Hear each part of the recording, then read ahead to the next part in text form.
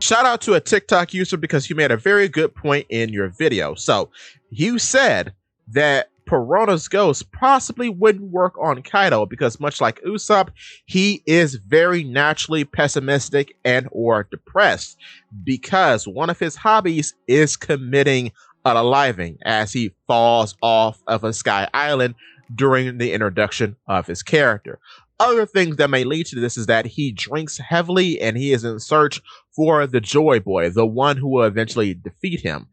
What would add to this too is that his daughter is constantly cosplaying and referring to herself as a man that he defeated long ago.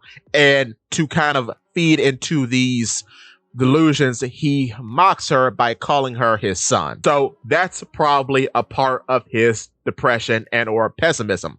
Moving on from that, there are two other characters I think that could fall into this pessimistic nature.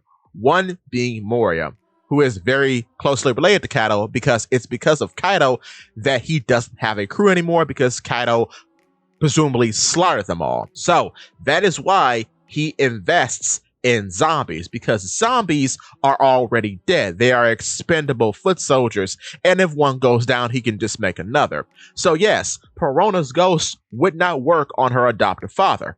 Additionally, what's so interesting about Moria is that in his youth, he's very thin, very muscular, but as he grows older, he is outrageously obese. So this could also feed into the fact that he is depressed and or pessimistic. So much so that he too gives Luffy a warning as he is being defeated that you too will see the horrors that I have in the new world. Moving on from that, another character who I think falls into this whole theme of depression might be Boa Marigold.